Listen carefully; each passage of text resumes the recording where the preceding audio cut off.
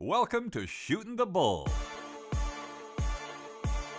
the official podcast of the championship darts circuit. A casual conversation about the sport of darts, talking about topics of the day from a North American perspective, featuring a cast of characters and contributors from the CDC roster and the world of darts. Now here's your host, Anthony Eugenia.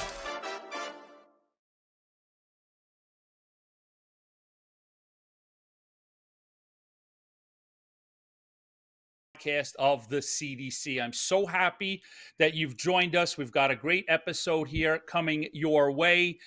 Please like and subscribe our social media platforms. You can find it at Champ Darts on Facebook, Twitter, Instagram, X, and of course, YouTube. All right. So like and subscribe to the page.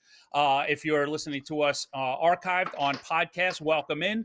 Please give us a 5-star review if you like the program and subscribe to the show. All right. So without further ado, we're doing this live and we're going to see if we're all set. We're going to attempt to bring in my first contributor, fastly becoming the voice of the CDC, the smooth sounds. All right, I'm getting an X. Sean Green is going to be in the bullpen, and we're going to hold on to Sean. Sean will join us when he can. Now I'm going to bring in my other contributor. I can't hear anybody, but I'm guessing that I'm on. Okay, we bringing Sean in or not? It's just me, so let's see. My first contributor, really. We've got Sean in the bullpen, and then now we're going to bring in one of the stalwarts on the championship darts circuit, a fearsome competitor, but yet always known by his nickname, the Gentleman. And of course, I'm talking about Jim Long. Let's bring Jim on in. Hey, Jim, welcome in. Thank you. Thanks for having me. All right, so. Well, it's our pleasure to have you. Thank you for joining us, and I do hope that everybody enjoys our conversation tonight. It's always a pleasure to get caught up with you a little bit. So while we wait for Sean possibly to join us, and we hope he does, I wanted to talk to you a little bit about Jim Long, the player, and Jim's history, and I'll give you my perspective, and you can kind of fill in the gaps between that, right?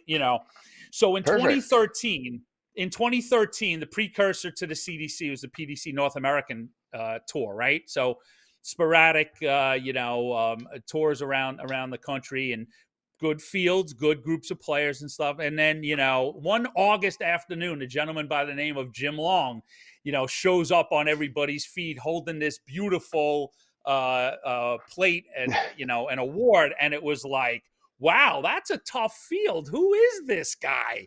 And we quickly got to learn that, Jim's reputation was of that player that doesn't get out to travel, but boy, oh boy, you do not want to draw Jim Long in the room. When players of the time would talk to me, they said, when you walk in and you see Jim at the practice board, everybody's, on notice. So give me a quick recollection about that event, the response to that, and then, where you were as a player and how does it feel to hear that reputation about what people thought of you and where you competed at the time?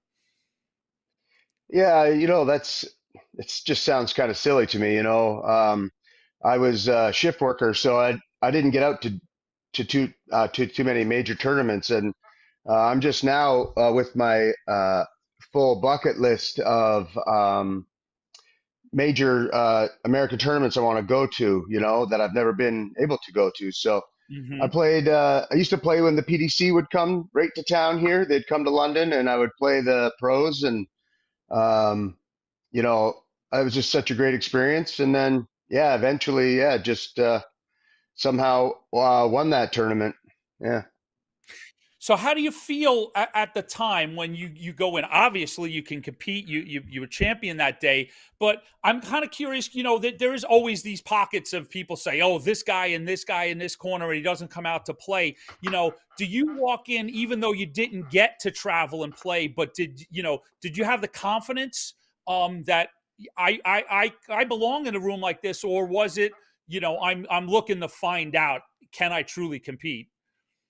Well, I had some good success even when the pros came. I won my board that Kevin Painter was on.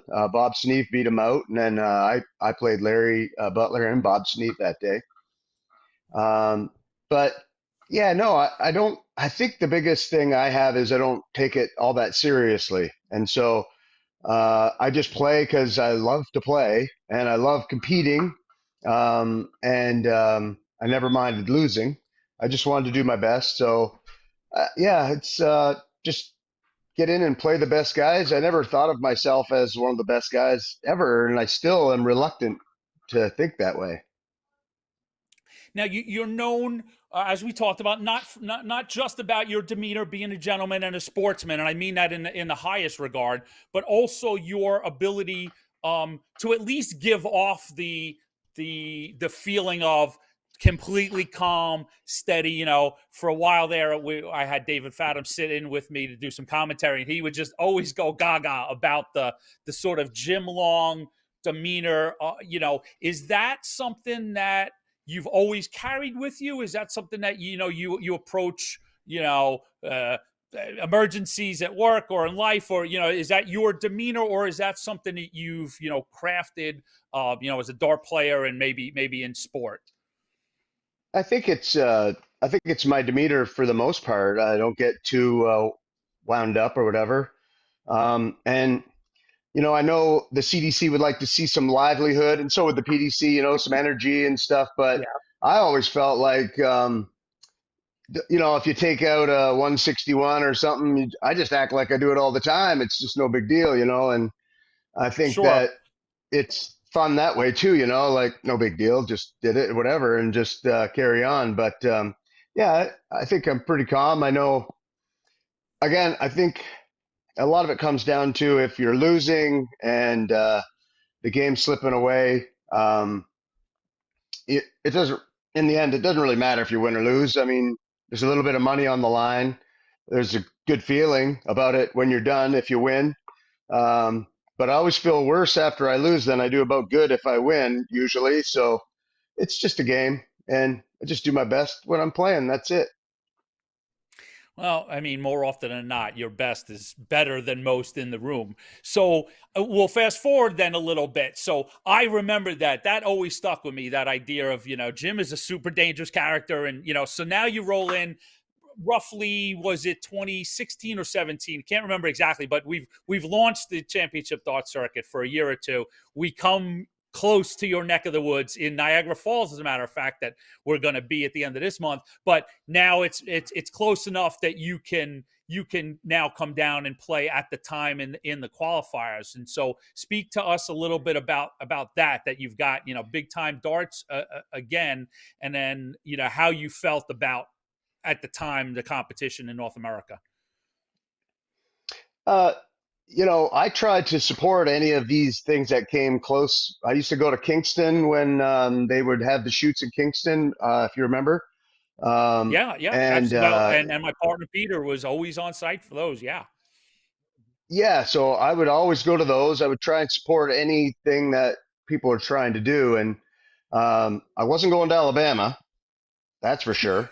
But then the next one was in Buffalo, New York, or Niagara Falls, New York. So Yep. my friend Joe Clements and I, we just let's go and just try it and see, what it's all about. And I don't know if you remember or not, but it's probably one of my biggest memories is when I was registering that day, and you Mm-hmm. were standing there looking at the tablet or the computer screen. You're like, "Holy cow, Jim Long is here!" And I was like, "Yeah, man, I'm standing right here." I was like, Oh my What's the God, big deal?" I didn't know what I you're don't, talking I'm almost about. turning Yeah, red a that little was, bit. You've just summed yeah, up my last 11 minutes of what I was trying to get at. yeah, yeah. That's And I was like, fantastic. "Yeah, Well, what's the big deal?" Yeah. it's just me.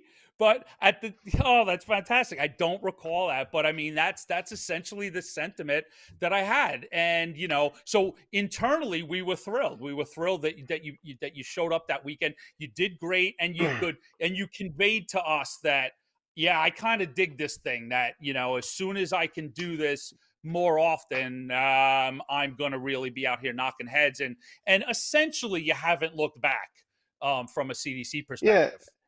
Yeah, I've missed one weekend since my first time ever coming out, and I went out as a qualifier and fell in love with the format and everything right away. I remember my two losses that weekend. One was to Danny Lauby Jr. and one was to Leonard Gates. I remember and you tell me you don't, playing. and you tell me you don't care, right? But those. I don't. I remember the score line and everything. And I remember Leonard Gates had 81 left, and he went triple 20, 1 double 10 on me. Jim Widmeyer was marking, but yeah, I remember it all. It's not that I don't remember it, but I knew as soon as the day was over that I was going to the next one. The next one was in Dayton, Ohio. And I couldn't make the last one of the year. It was in Philly because I was still working. And that year we had Vegas for the first time. And so I talked to Peter in Vegas, and he asked me if I was coming or not, and I just couldn't do it. I just couldn't get any more time off work, but I was committed the very next year. That next tournament, the last event of 17 was in Philly, and that's the only one I've missed since then. And I was determined that I was going to go to every one after that, as much as I could get off. So we see Sean Green here on our screen. So let's welcome in Sean. We've got audio and all right. Hi, hopefully you guys can hear me. Sean. We can. Welcome in tonight. Yeah, we'll keep you around as long as we can hear you. So before we bring Sean in, and we'll get to Jim. Jim was a trophy raiser this past weekend. Before we get there, so on the CDC circuit, we're talking about you settling in, and you became the very first player to go to the PDC World Championship and compete through the championship dart circuit. Yourself and Chuck Pulio both qualified, but you happen to be the first player to step on stage, and we will always just have a place in our hearts and a super proud moment to watch a player that came through our system get a chance to play in the World Championship. Yeah, I remember I was at work, and I think Stuart Brown messaged me, and he said, "Man, one of you guys is going to be at the Alley Pally for the PDC." And I was like, "What are you talking about?" Like, because man, I'm a dart fan. I think before I'm a dart player, I love to watch the darts. I don't watch hockey anymore here. It's all dart stuff, and I'm a fan of everybody who plays. And I went from watching the World Championships for the last 3 or 4 years at home to next thing you know, I could possibly be playing, to like 2 months later, I'm actually there. Like I think by the end of our season, I think Chuck beat Gary Mawson in the last final, which got me and Chuck in, and and then like I had to get the time. That was in like September, October, and then man, it was December, in Philadelphia. I'm at actually, I think he beat Widmeyer. To be honest with you, I don't know. No, it was Gary Mawson. Gary was. Well, I think he beat out Gary for the spot. You know what? I'm sure in the final. He made it to the final. It was in the final. It was Philly. Yeah. Yeah. So I remember it like it was yesterday. Yeah.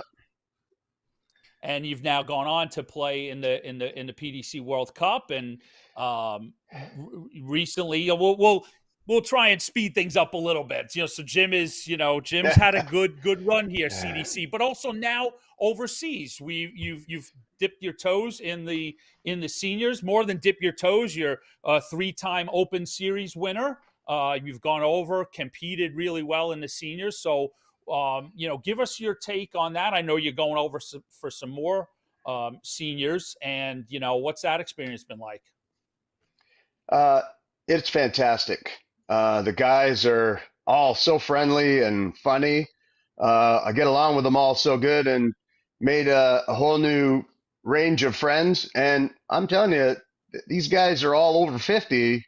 And I went over in January. This, what I like to say is, then they had nine events over 3 weekends. for money, and there was 9 different winners. That's the quality and the range of how many good dart players there are there. That if any one of the guys gets hot on that day, they win the event. And it's hard room, and it's a fun room to play.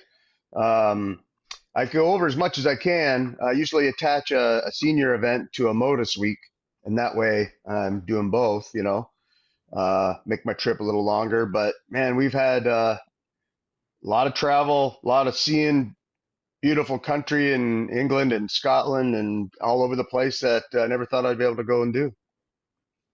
So I want to get Sean in here. We've got Sean. So we'll hang on to Modus for a bit because we've got some exciting Modus news that Jim is heading out for. So we'll sort of tack that on after we talk about this last weekend. So Sean, I had the privilege of sitting next to for weekend 3 to do some commentary, and now we totally bring everything into our first event, which sees Jim Long hoisting the trophy there that day. So give me your take on weekend 3. We had a great sort of bang up follow up to you and I doing commentary in weekend 2, both in the same location, and I simply had a blast. Yeah, I had a great time. It's cool to go back to a place that you were just at, right? It helps with the breakdown and the setup. Honestly, the weekend after, it always goes off with a little bit of extra situation that happens with us, a little extra stress along the way, but it's good stress, and it's always great to sit next to you. I mean that hands down. Actually, I'm here in Florida, and I got to talk to Steve Brown. And one of the only things that I said, and one of the things that we agreed on completely, is just how professional you are, how great it is to be able to work with you in the commentary booth, and for you to take a back seat to me and allow me to do the play-by-play when you're the original OG of that. It means a lot. So I know he said really nice things about you too. So it's great to always sit next to you. All lies. All lies. Don't believe a word he says. No, but that's very nice, Sean. And you are a consummate professional. You're doing an awesome job. You're doing an awesome job. It was I my appreciate privilege. that. So let's talk the weekend, right? Please. Yeah. So exactly. So then we have the privilege to watch our other contributor here. Just sort of like, I'm looking at some numbers there. He gets to the top 8, and he's got to deal with a 102 Spellman average. But what does the gentleman do? He throws 100 back at him, gets through that one 6-4. Meets Dave Richardson in the semis, and then takes on one Mr. Leonard Gates, and Jim Long puts in a spectacular 7-6 win and a 97 average. So let's get Jim's take on that day and starting off Well, Sean, Sean, give us a take, and then we'll get Jim. I was just going to ask one. No, I was actually going to ask one question to Jim. Honestly, Please. That Spellman match in the quarterfinal where he averages 102, you average 100. The only leg that goes more than 15 legs is the last leg decider. It goes 18. What is it like to play in a match like that, to have that back and forth kind of battle that you experienced in that one? Sometimes those are easier to play, just because the other guy's going to hit it. And you have to hit it, and it's kind of sometimes those are easier to play, and I think that's why the best players in the world who are playing each other all the time are always at that level, because it's just it's easier. There's no opportunities to jump on a guy's 45 because there just isn't any. I didn't know that was the averages at all. I don't ever feel that way when the game is on. I did know he was going to take out that 157 he got, though. I was like, it's my shot no matter what, because he's taking this out. Now I'm starting the next leg. That's it. Well, it's good that you weren't surprised by that. That makes that a lot easier to deal with at the end of the day. Yeah, not even a little. It was just you have to feel that way. Yeah, and he had a bullseye finish, and I had a couple of over 100 finishes myself, and I just knew it was going to go in, and it's better to not be surprised, I guess. Yeah, I'll borrow a question always. that my partner Pete likes to use a lot. At what point during that winning run is it? Do you feel it's my day? I've got a real legitimate chance to go all the way in this event. I don't. Again, I don't think that far ahead. I want to play well. I want to play well more often. And I know that averages are only a guideline, but it's still something that I keep my eye on a pretty regular basis, and it's a goal to have a better average kind of thing. But getting over the line and winning is really all that matters. But uh, playing Dave Richardson in the semifinals was fantastic. I don't know if you know, Dave had an eye injury, and to see him coming back and getting into the semis was fantastic. So it was a little bit of a tough one for me, knowing Dave and cheering for him the way I do. Uh, and I seem to always play fairly well against Leonard, so it was all right. Yeah, Dave had given us a rundown on what he went through, and we were so happy to see him. As you said, to be able to be standing there, healthy. He still has some way to go, but just to be able to be there and compete was just so fantastic to see. Yeah, for sure. So, Yeah, for sure. I was messaging him when all the time throughout the season there. So we're going to take a look in a few minutes about what Jim's victory did in where it places him in the standings, and we'll talk about what the over the horizon on the season as we run down. But we'll move ahead to, we had the Boomerang Tours Fiesta. Well, and we should say, to fairness to our sponsors, we want to say Jim was the winner of the A to Z Darts trophy. So thank you for A to Z Darts for sponsoring that event. And later on Saturday, we went into the Boomerang Tours Fiesta. All right. And that saw one Stowe Buntz take down David Cameron, which was another sort of, again, we'll tell the story when we look at the points, but just the matter of Buntz and Cameron making the final had a big impact on the standings. And so almost no matter which way that went, that solidified those guys at 1-2. But Stowe Buntz takes the final of the Boomerang Tours Fiesta 7-5. So let's go to some words from Stowe Buntz. I think Dave would agree that if you're going to win an event, especially at this level, you're going to catch a little luck along the way. Oh, yeah, I definitely caught a lot of luck on that finals match, probably more than he would have liked. And the only thing I can say is I chose to not give up like I've done before. Believe in myself, believe in my sponsors, believe in what I can do, and I was able to magically pull out the win. So I'm grateful. You're getting a little used to these, aren't you? I am. I hope I don't get complacent. So I definitely want it to be a challenge every time. I want the best of North America has to offer, and I want to push myself and everybody else in Canada and U.S. to be the best. And I don't want this to become second nature. No, I wanted to get pushed and go to the brink every time, and maybe not as stressful, but at least make it good matches and entertaining. So, because I think at the end of the day, if North America can continue to do that, we'll be able to compete with the rest of the world. So congratulations to Stowe. Let's go, Sean. I want to just talk to you for a second. We'll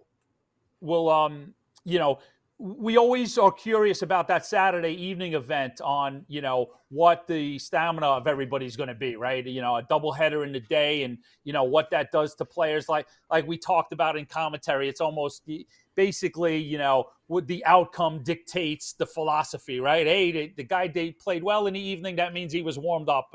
He didn't do so well, then, hey, he was fatigued. But Stowe Buntz played really well in that evening. I'm looking over the numbers, 90 average in both his quarters and the semis, and came through a real thrilling final, Cameron averaging in the 80s. So, a good, strong performance from Stowe Buntz on Saturday evening. Yeah, absolutely. And honestly, to win 6 of the 7 final legs in the final is insane. Average doesn't matter there. The fact that he was able to rattle off 6 of the last 7 in order to win the match, it says a lot about his game overall. The whole time we're sitting there thinking Dave Cameron's got this, and again, he just kept fighting, ended up pulling it out at the end. And you always like those Saturday night feel for Stowe Buntz. He's now done it twice, 2 weekends in a row. He's won that Saturday night event. He came out slow, losing the top 32 in the first event, and he did that again in weekend 2. So to see him bounce back quickly on the night is honestly, it's impressive that he's able to turn it right around again twice in a row for that Saturday night performance. It's cemented him really at the top of the leaderboard. It's really cool to see. So, Jim, as a player, how do you address, how do you tackle that second event? Now, specifically, great to tee this up, that being the winner in the morning, so how do you now go into that second event? Is it, work's been done, I can kind of kick back, or like, let's roll for two, let's push hard? I've never minded playing two events in a day. I think it's absolutely no issue for me at all. But then I'd never won a Saturday morning event before.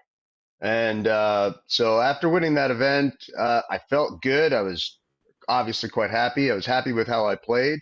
But the intensity level of a first round match after the big final was just real.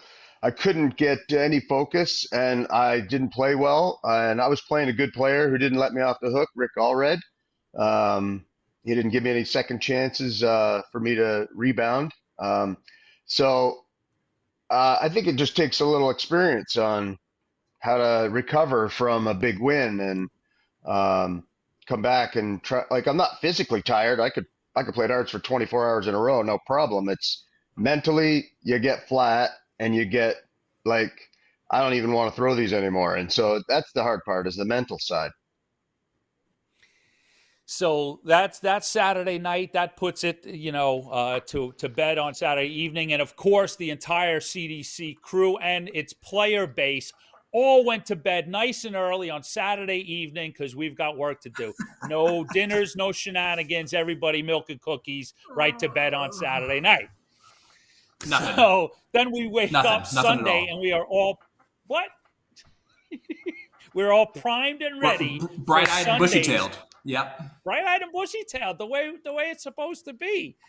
For the Dart Connect Challenge, event number 8 on the road to the Continental Cup. So we all wake up Sunday morning, and that event is finally the last man standing is one Leonard Gates, as we saw his graphic up there. Leonard beat a somewhat resurgent Alex Spellman. We'll let Sean go deep into that, but we certainly were watching Alex's progression over the weekend.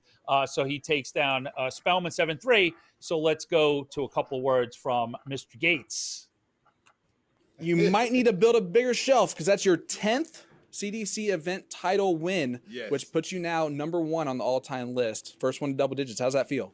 Man, that's an awesome feeling just to know that I've won 10 in a row. I mean, not 10 in a row, but 10 titles, competing against a great field of guys, dart shooters here in America, man. It's a great feeling. It's best. Before the event started, you were sitting there talking to maybe a 9-time winner on tour, Mr. Larry Butler, and maybe called your shot today. You want to talk about that? Yeah, he asked me, what am I sitting at and this and that, and he told me what he had, this and that. Him and Stowe Buntz. Well, I was just like, messing around with it. I was like, yeah, it's gonna be number 10 today, baby. I called it. I put it into work. I did the work to put it to make it happen, and that's where we are right now. 10, baby. Let me show you this here. Bam! Look at that. Look at that. They say 10 toes up, 2 thumbs up, baby, and 8 to go with it. And he was right, and I just realized we made up a nice, pretty graphic, and I'm trying to get my Jeff to get his hands on it. Mr. Leonard Gates wins his 10th all-time CD circuit event, and that puts him on top of the leaderboard, and we'll get that graphic up if we get a chance. My bad on that. There we go. There's the great graphic by Miss Vicky. Look at that. Showing you Leonard Gates, 10 wins, 6 losses in circuit event finals, just surpassing Larry Butler, and had a chance to talk to Mr. Butler. And Sean, you can remind me of these numbers. Of course, we're given well, bring that back up just for a second, Jeff. We're giving Gates the flowers, of course, but Butler's we got Butler 9-1. We'll get to him in a second. Darren Young, of course, making the most finals with Gates at 16, and Mr. Cameron hot on everybody's heels, 8-4. So 9-1 with Butler. We want to talk to him for a second. So bring the boys back up, and I want Sean to, we of course gave Gates big accolades, 10 wins, and rightly so. But then chatting with Mr. Butler, didn't you have a number on what people would need to win to get close to that 90% winning, right? Yeah. So I mean, it's 9-1, right? Soldier has 10. In order for him to get to a 90% win rate, then just to tell you how ridiculous this is for Larry Butler, right? To win 9 out of 10. Leonard Gates would have to go 60-6. He'd have to win the next 50 finals in a row to get to 60-6 to win 90%. That's just absurd. That's why it made me laugh then. Yeah. It's making me laugh now. So that's sort of what, everybody was consoling Larry, like, all right, he may have eclipsed the overall number, but it's going to take some doing to take that, percentage of, winning percentage of making a CDC circuit final. So kudos to our team behind the scenes, Jeff McMahon, for getting that up for us, and KJ McGlynn, our producer, didn't give them a shout out early on. So my bad. I want to thank them for getting that up there. So let's see, what other sort of things you got from there, Sean, from the weekend? Anything you want to direct from Jim, and we'll get Jim's last thoughts on the weekend as we look at a few of Mr. Gates's checkouts on his road to the Dart Connect Challenge Championship there. Did we lose Sean? Say hello, Sean. Nope. And we might, or maybe we lost audio playing over the video. Well, let's see. I got Jim with me? Okay, still got Jim. Hello? So I got Jim. So let's so we transition out of that, all right? And before we get to looking at where the circuit is going, you, my friend, are going to the Modus Champions Week. So we, want to congratulate you on being the first North American to win a week. All right. And then now you're heading out on August 26th to go play in Champions Week. So, I mean, congratulations on the win first off. And we take a look there, and kudos to all of our winners, and congratulations coming out of weekend 3. So, congrats on the Modus Week win, and then give us some thoughts on as you embark on playing in the Champions Week, which is the week of August 26th. Hence why we won't see you in Niagara Falls. Well, you've got it all wrong. I hate to be the one to correct you here, but Matt Campbell won a week before it went to Portsmouth.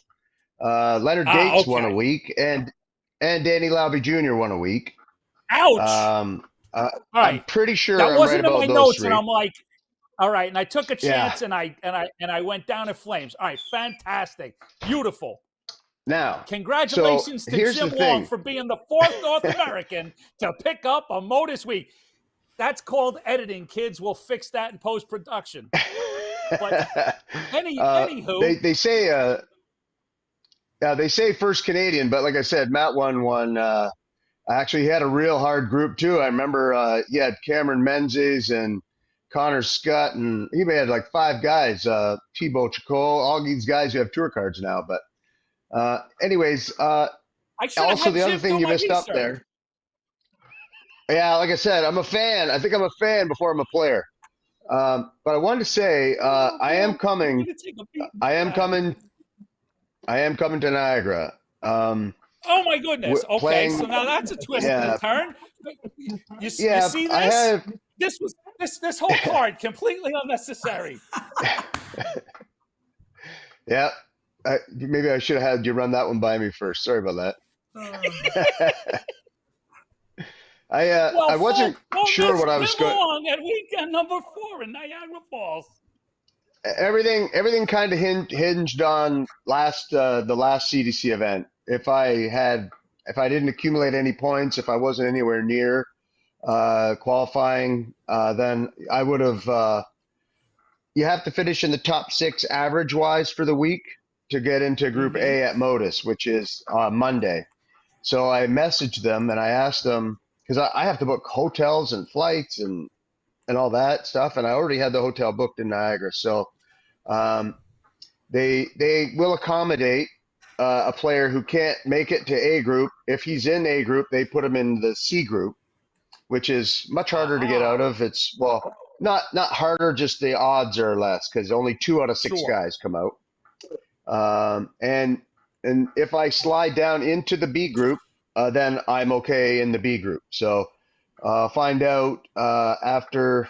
I'll find out actually the Sunday of the CDC in Buffalo where I'm really sitting. So we'll see how that goes. Okay. But I'm going Buffalo, and then I'm driving to Toronto on Monday, flying out of Toronto Monday, playing Thursday, Friday, and hopefully Saturday if I can get into the finals tonight. Absolutely. We'll be rooting for you. Yeah. And so we'll good see. thing we had Jim on, because you would have got the wrong information out of me. So now that makes sense. I was texting with my buddies Phil Bars and Jack Garwood, and Phil kept saying, well, I'm like, when is he playing? And he says, well, it's based on this and that, and he had groups. And so I was so confused, as you can quite tell. So I'm glad we got that straightened out. So Jim is going to Champions Week, going to play in Group C, and I will do my best to keep everybody updated with the proper information so we can follow along. Or B. If I finish in B group, if I finish in B group, which is be the 7, 8, 9 averages, So, averages. Anyways, it goes by how you play for the week. And you were, he's playing, everybody. He's going to go play a Modus. He's playing Modus. He's playing Niagara Falls. That's all we need to know. And he's playing Niagara Falls. That's you know what? In the industry, it's called burying the lead. We buried the lead. The biggest story is that Jim Long will be playing in Niagara. So it bookends that nice story that I told you, that he came out the first time for CDC in Niagara Falls, and now he's going to do it again. So we'll promote that a little bit, and then we'll go into the standings. So we want to remind everybody, coming up, weekend number 4 is obviously going to be in Niagara Falls. We've got the Cosmo Darts Championship, the CDC Bash at the Border, and the Galaxy Grand Prix over the weekend of August 24th and 25th. Don't forget, we're going to have our feature board coverage right on PDC TV and YouTube, like you're watching us here. And then this year we've got Stream 2 coverage that will also be on PDC, and then as a social media bonus on Facebook, all right? So keep up with everything CDC and those events as we approach weekend number 4 by subscribing to all our social media platforms at Champ Darts. Okay, so we got that shenanigans done. My apologies for not having the correct info, but you've got the man here, and that's why we have him on. He straightened us out. Yeah, no problem. Sean is just loving it. Watch Eugenia hit a brick wall going 70 miles an hour. Fantastic. Hey, believe me, I've had a hard enough time keeping track of what I'm doing also. I've been hitting that brick wall.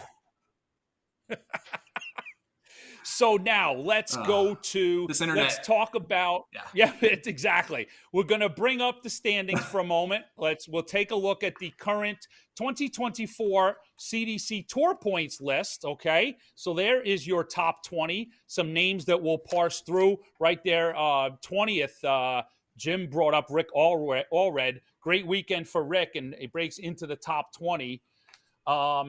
So Jim, Jack opening Robinson, up weekend 3 from the weekend. Which one? Jack Robinson was another big name. Jack Robinson. Yep. Young Jack Robinson. Yeah. We talked about him. I covered his board in Indianapolis, and he performed well. And actually, I think Jim was might have been on that same board as well in Indy. Yeah, performed well at this weekend. And I'm going to reach for, while Sean talks a minute, I've got the sheets on the boards that we covered somewhere. But so talk to us a little bit, Sean, about some movement that we saw, about some players moving up, and then, the people that made finals. Yeah, absolutely. So you have the big mover from this past that was down there in 12th, now jumps back up to 7th is Alex Spellman. Not having the best year, so to speak, so far, which is crazy because he's made quarterfinals and now a final. So he's still had a good year overall on tour, just not his level of good year at this point. So for him to move up is great. Now, the big stuff there is at the top, right? You have David Cameron now only a 3-point lead on the number 1 spot, which is to get to that second stage of Q School, which will help either of those players if they decide to go, right? Stowe Buntz is right there. He's only 10 points behind now. He has a couple of victories on tour this season and just continuing on his run of the past 2 years of just showing up and showing out. And then enough points there from Mr. Long to where he has to make a decision on when he goes into Modus, which is really a great problem to have. And Jim, I have to ask, you made a top 16 match there on Sunday. Did it matter to you at that point on Sunday? Were you planning on coming to Niagara at that? Yeah, after winning the Saturday event, I was already made up my mind at that point. That was it. But I do want to talk about that match because it was Jake Womack, and I don't know if anybody else even saw it or was following along, but he was sitting at 170, and I had 210 left, and I shot 170 to leave 40, and Jacob took out the 170 on me. It was pretty fantastic, back-to-back 170s. So that was to hold his throw, but I didn't want to not let that get said when that was such a great shot he made there. Yeah, and anything you can do, I can do better because it ended up winning the leg. Yeah, it was nice. So I just want to remind folks, I was remiss a little earlier. Yeah. If you're in the chat room, drop us a comment and a like in there, and we will be taking some questions as we progress later in the show. There we go. We've got some comments from the group, and yeah, if you need to ask, if you need some info, always have Jim Long on. He will not steer you wrong. He will straighten you out, as was proven this evening. So, just to I lost with a 102 average that I'm sure refers back to Alex Spellman in that quarterfinal on Saturday. And that was, as we were doing commentary, we've always got Dark Connect open, and I could see my partner Sean jumping around, pointing at the screen at what a tremendous match. That sort of like, even on the computer, it jumped out as how fantastic the competition must have been there. And we heard, Jim talk about what that feels like on almost things are going so well for both players that there's even an ease to it, if you can believe it or not. Davey Main says he marked that match. Was that the Alex Spellman Jim Long match? I'm assuming. I would say so. I don't remember for sure. Yeah. Yeah, he did. He did. He marked the Jake Womack. Yeah. Oh, okay. The Womack 170. Gotcha. Okay. Yeah, Jake Womack, as we talk about a lot, former Evolution player, and definitely in the conversation for players. I mean, actually, he's we've handed him a trophy, and if you had to pick, put players on a short list to be in the next, being a Continental Cup champion, you certainly would put Jacob on there. What's up, Sean? I see you pointing something out. Yeah, 100%. You want the, no? I was just going to agree with you there. Womack is one of those players that you. No. That just look. It's not someone that you overlook if you're not a super close dart fan. And he's just that talented overall. There's a reason why he's in that 8th spot.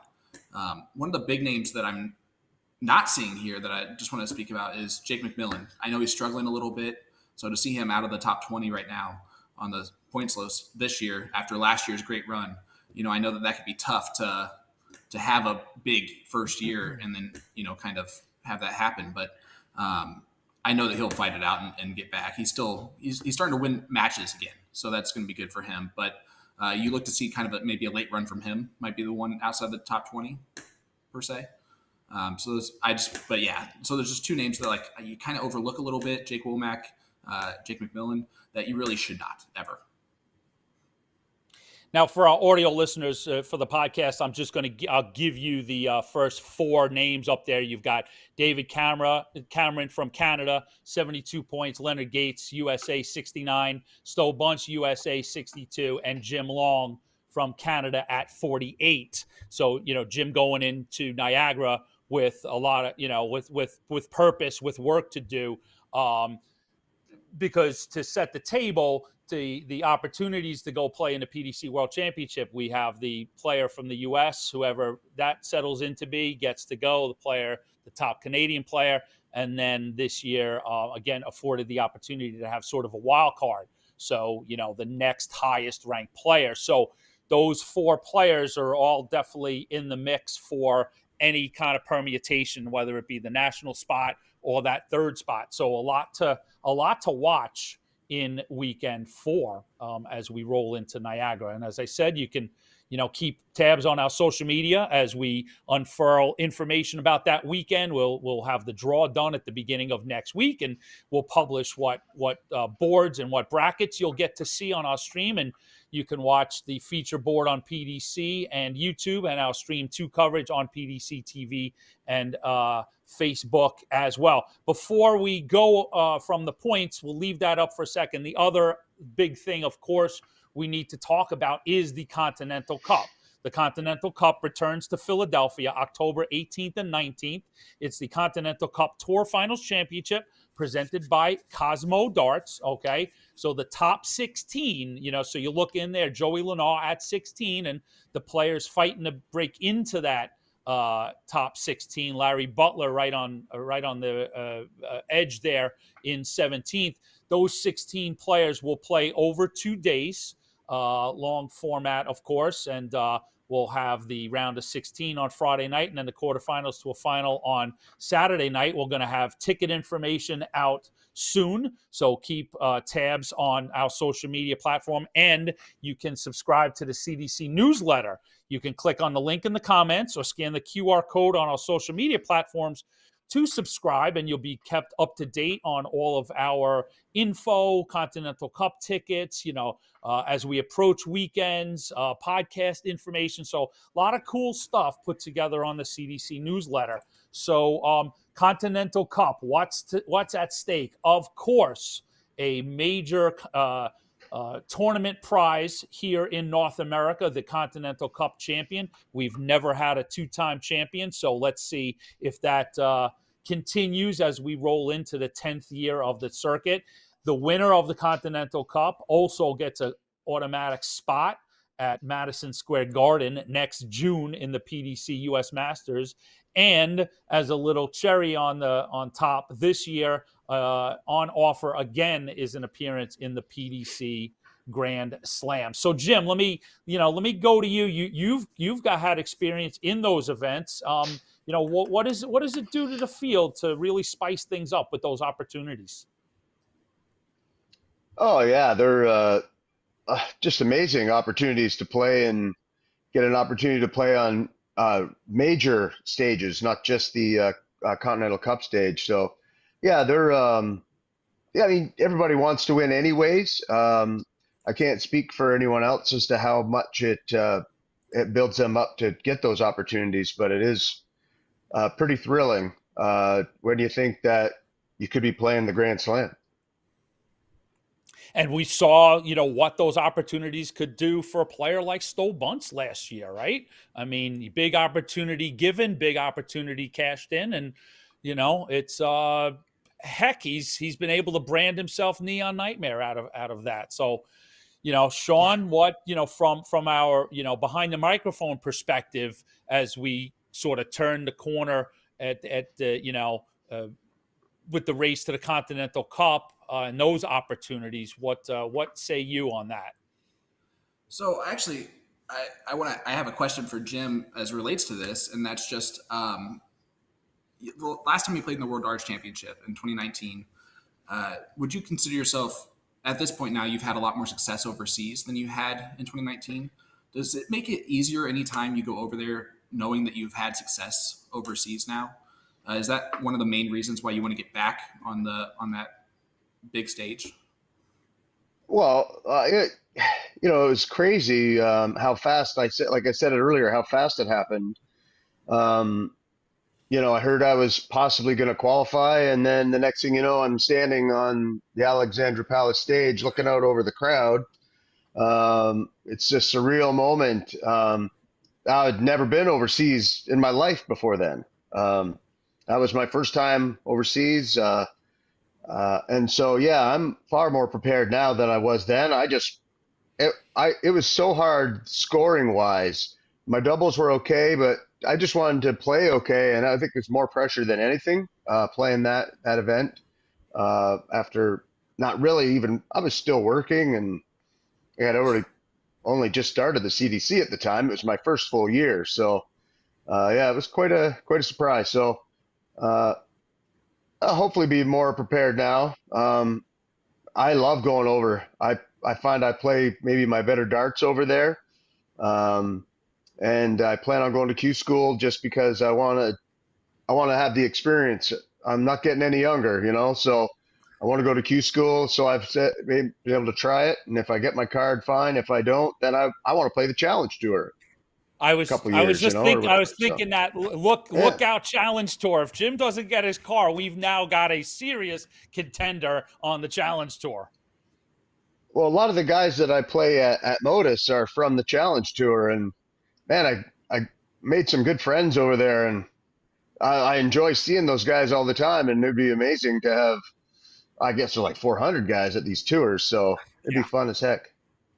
Yeah, I mean, you when you talked earlier about being able to handle, a CDC doubleheader, but look out! I think they're packing like 7 Challenge Tour events in 3 days, so with like 400. Well, guys, I think the only bonus I think they have is like if a guy wins the event, he's probably not playing 45 minutes later, right? That was the hardest thing in Chicago. I had 45 minutes or so before I had to play Rick, and a quick bite to eat and back in the dungeon.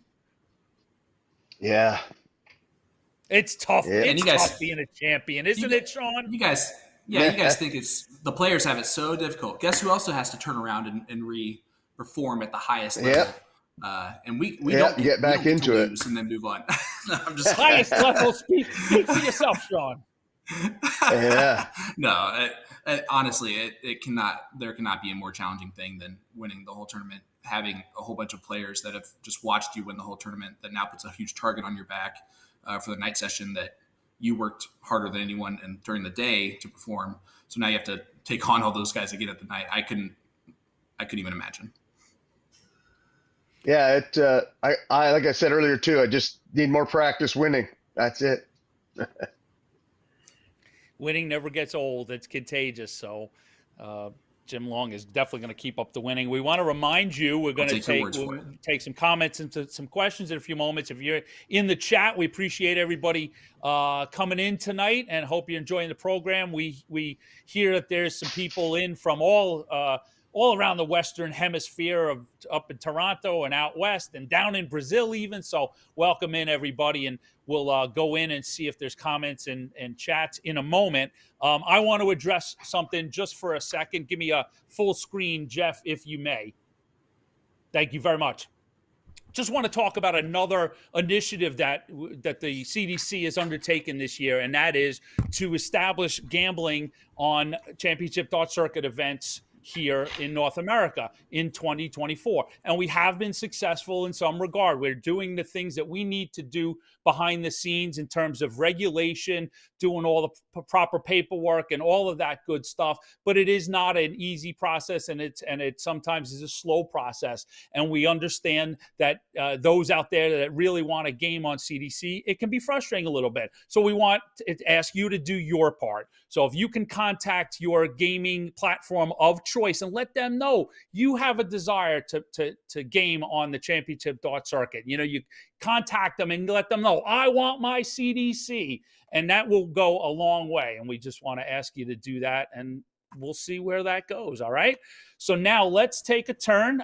We talked about Continental Cup coming up and weekend 4 Niagara Falls. So let's go and see what kind of questions we have from our viewers/listeners. So are we going? There we go. From Phil Freed of New York City. Who is Jim's, couple of extra S's, who am I to throw barbs, fave PDC player? This is kind of funny because I've never had a favorite player. I cheer for whoever's shooting, and I can feel for them as they're playing. But Luke Littler has. I watched him when he played Modus, and I think the way he handles himself, legitimately, his interviews after he was winning round after round at the Worlds, he was just like, "Oh, it's just unbelievable!" Like he was. Yeah, so I think I have my first favorite player, and that's Luke Littler. Next up from Nathan Perks in the UK. Jim, if you get your PDC tour card, will you go full-time? I will, yeah, if I get it. I've been to England or overseas. It'll be probably 8 times this year just playing seniors and Modus, and I'm going to the World Masters in October. So if I happen to get a tour card, I will go to every single event. Next up, we're getting some nice questions in, everybody. Thank you. So next one up, from Miss Sharon Butler, who is your favorite chalker? And we'll flesh that one out. Well, that's a baited question because James is just spectacular with this marking there. I'm telling you, James Butler. Yeah. Second to none, that kid. We'll connect the dots on that for everybody. It probably doesn't need a lot of explanation, but yes, the name is familiar. That is Sharon Butler, wife of the 1994 match play champion Larry Butler, and mom to said James Butler, who made his debut with the championship darts circuit this officially as a staff member in Chicago for weekend 3, manning a lot of stream 2. And kudos to James, or Jim, if we will say, as he matures. He's now Jim Butler, but he did a great job, and he's been scoring high level games all his life. I mean, coming from that family, it's in his DNA. So, Mr. Tony Cullen asks, Jim, who else in your hometown could get a CDC card and join you on tour? This sounds like a weighted question as well. Well, there's there's lots of guys who could. Ben Gardner, of course, he's already on the tour. Nathan Humphreys is coming out. Justin Ryan's had a tour card. And, of course, Sean Brenneman is not that far from me either, And so there's tons of good dart players. And I'll use that as an opening from Mr. Cullen to, keep tabs on our website and our social media, as well as we're in the process of putting together what we call our Q School series of events. Those are held at different open tournaments around the country, and we're always grateful for their assistance and cooperation. And it is your chance to earn a CDC tour card and come out and compete with the likes of Mr. Jim Long. So let's go to Erin Q, and she's not going to hide behind just the letter there. That's Erin Quinn, our youth director. And she says, for Jim, of course, what advice would you give to youth players? There's lots of advice to give to the kids, but I think the biggest thing is, and I think my biggest thing is I don't take it too seriously. It is still just a game. We're not professional dart players. It's still a hobby. So have fun and don't think that winning is as important as you may feel it is. I want to interject there for a second. I hopefully will be sort of simpatico with you, but even at the professional level, like you've heard them talk at times.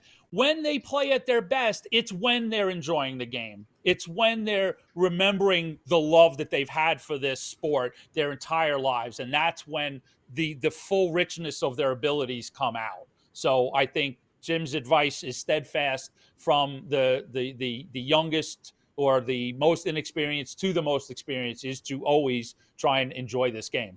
Sean. Then I'm just going to piggyback again and just go a step further and say, compete.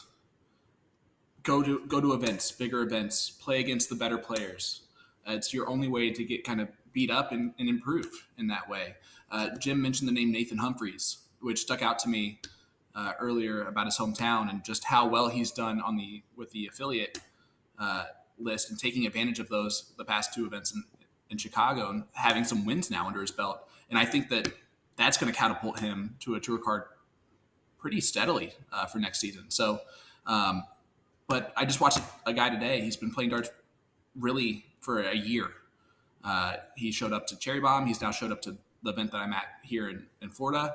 And now he won the amateur event this evening. So it just, you got to get out there and get the experience to play. It's cool to see all the youth players that are here this weekend actually and playing together at times. But yeah, get out there and play. Go to these big tournaments and take on the best. I think that's solid advice for, again, just about every level. That's the way you will increase your game, and you have to get out there and play.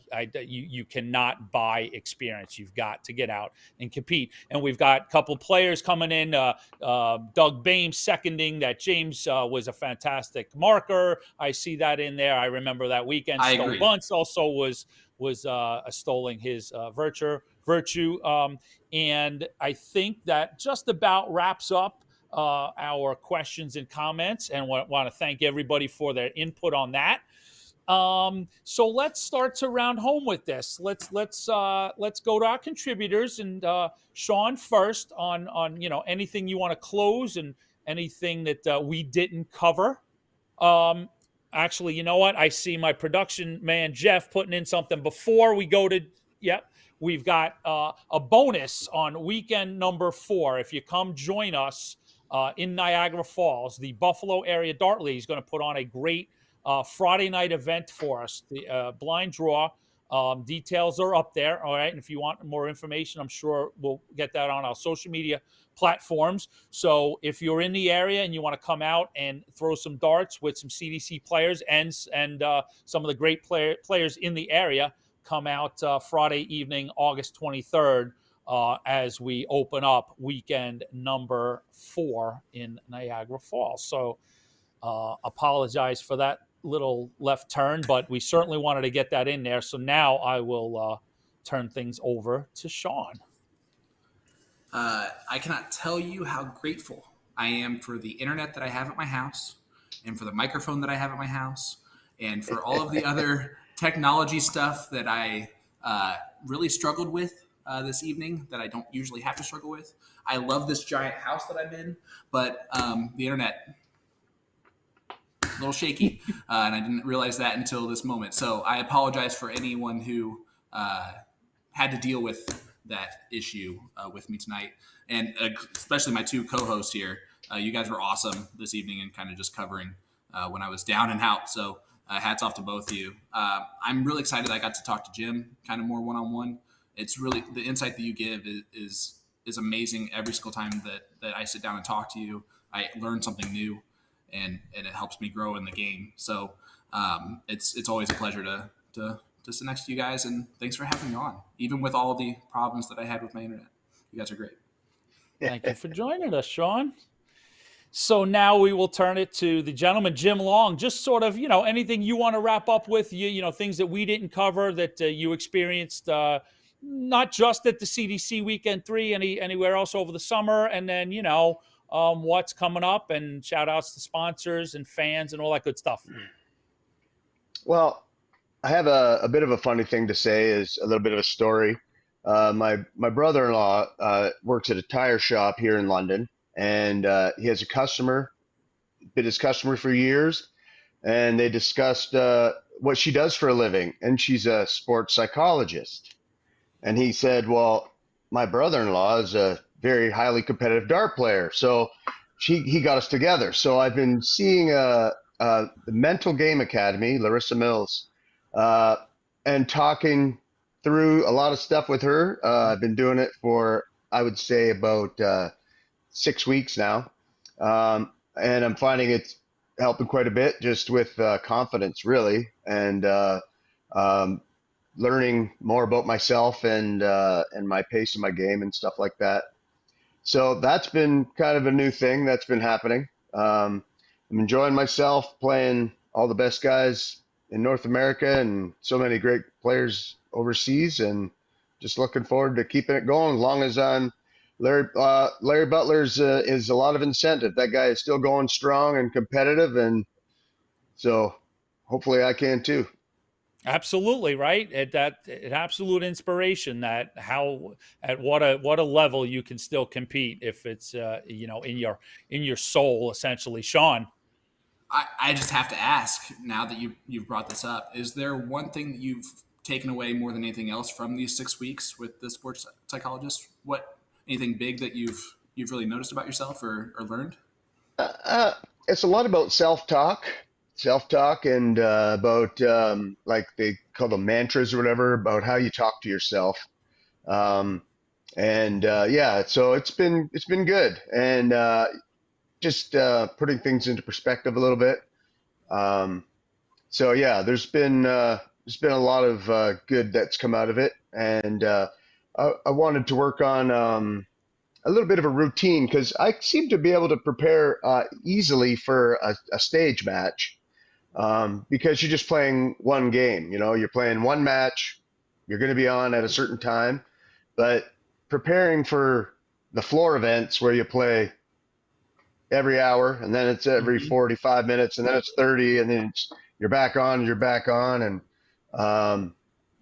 I think it was in Chicago the first time I made it to the semis, and I just finished in the top 8, and I come out and I was like, and they're like, hey, they're ready for you, anytime. Dave's in the next room, and man, I just went from one room to the next, and I didn't even consider not doing it, and so I talked that stuff through with her, and just to learn that, I have to take a bit of a small breather in between games and stuff. And, it's odd because they have, she has offices in England and the States. So it's no reason why she won't be talking to more dart players. That's for sure. And I mean, to me, that's a wonderful example of, we talk about there's always something to work on and learn. And Jim is showing you, no matter what level you're at, there's always a place to improve or at least be willing to improve, right? It's not as if that, that Jim has any deficiencies. It's that he's willing to put himself out there to explore, how can I make myself just a little bit better? What are those things that I can work on? And this is a great sort of little last segment that we've done, from youth players up to up and coming players to established players. There's always those components that it's the physical of the actual play. It's the physical of the physiology of being healthy, and health creates that mental stamina and the psychology of the game. It's just a wonderful thing, and it's what Sean and I love to talk about when we do these matches. Which is, of course, going to bring me into one more question for you. I'm sorry. My last question for you. Sorry, and you were about to. I just stepped on you, but anyway, now that you know what you know about the sports psychology aspect of it, do you wish you would have done that sooner? Oh yeah. Well, I kind of always wanted to, but I really didn't know there was any around. I think it's helpful to talk about the game and what was going through my mind when I was losing leads or when I was playing or whatever. So it's nice to have someone to just open up to and just tell them what you think. But you talk about improving and always looking to improve. But during COVID, I made a friend over in the Netherlands, Ricardo van Hermit, and he's on Twitter as the practice guru. And man, we talked for 3 years about practice routines and stuff. And he's got like 7,000 people following him on Twitter. And all he does is just come up with practice ideas, and he gets them from other people and stuff. And then I try them here, and we work on it, and it's fun as heck. And always try something's going to help, and if you're willing to put in the time, You got to practice. You got to put in some practice time to get some improvement. So yeah, I think it's all good. And yeah. We just, who knew that second hour we would open up, we could do a full episode on this, because I really mean that in the most respectful way. Sorry. It's a wonderful topic. I'll stop asking questions. No, I'm glad Jim, was on open with us and let us know that. And I think you just, one of the keys there, you have to be willing and willing to be open to analyze and explore. And you know what, I think maybe we will start to, maybe put some topics in, maybe as we head into the fall, and the, circuit comes to a close, we'll set up some shows to sort of talk about this, because it is a really great topic, and I've heard some other shows discuss about the sort of uniqueness of darts in coaching and sports psychology. And there's a lot of people on both sides of the benefits of it. One interesting thing I heard was that darts is such a sport, it's such a self-trained sport, that you just sort of pick it up on your own, learn your own way, and and you get some success from that. So it gets to be difficult to now take someone else's advice that's outside of your mind and your body. Yeah, it's darts is the most unique game in the world, in my opinion. It's not like golf where you have 10 minutes between shots. I have 10 seconds, 15 seconds. And if you get on a bit of a bad string, a couple bad shots, and you let that get to you, your whole match can be destroyed, and you've got to be able to recover quickly. You don't have a lot of time. You can't call timeout. You don't have a coach you can talk to. It's all right there in those 10 or 15 minutes. Yeah. And that's it. And in those 10 seconds is not the time to start the analysis. That's detriment. Right. It's right, work yeah. on it off the Aki and bring those skills and tools to the match. So when those 10 seconds are flowing by, it's now second nature. And you that's right. And right? Learning with golf related, I'm sorry, I'm just going to click to that real quick. You have those 10 or 15 minutes in between shots. That's how long a match is. So say you're upset by one golf shot and you let that last for the 10, 15 minutes, you've just lost that match. You're not just hitting your second shot on that hole. So I just love that analogy. I've always kind of compared the two, and I definitely won't do that anymore. Yeah, it's very hard because it's such a fast game where, and that's where you try and get that mental preparation done before you play, and just not have too much time in between shots to change the way things are going. So. Yeah, I feel the makings of an absolute wonderful episode, and so let's put that on the calendar and work on it with my team. So anything else, Jim, in terms of just quick sponsor shout outs? We want to make sure everybody gets covered and get all our business done. Yeah, I should like to mention my new darts from Galaxy. And I think it's noted how many more 180s I'm hitting, and just the small nose on those darts. Honestly, the small nose on those darts just seem to be helping me out there. So I've been real happy with the new darts. Obviously, my shirts with Dirty Jersey, fantastic. Everything's great. L Style, I've been with them for 5, 10, 8 years now, and great sponsor. And of course, Smurf Darts, Randy Moffat here is my local sponsor. So yeah, that's it. I got the 4, and I'm very happy. Great sponsors. Excellent. So, I think we also need a new topic maybe come in. We'll name it Darts Around the World, and, go over everything that, has gone on outside of North America. And most notably, since we last saw you, Luke Humphreys raising the PDC World Match Play, and so we'll start to bring in some results and analysis on darts around the world.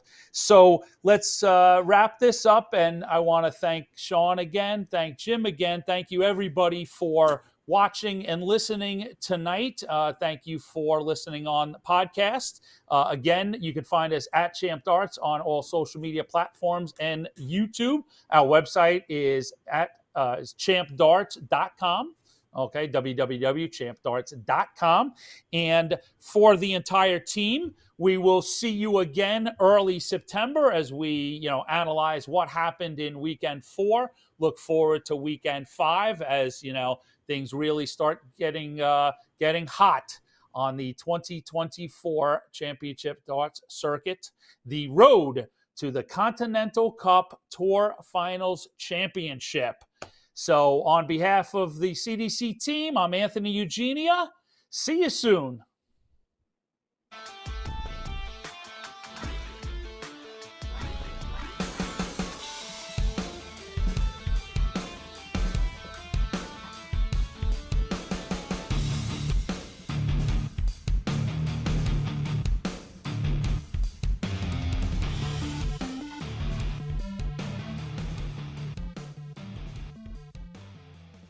Thanks for joining us for Shootin' the Bull, the official podcast of the Championship Darts Circuit. Subscribe to the show so you don't miss an episode, and follow us at Champ Darts on social media to keep up with all of the latest news on North American darts.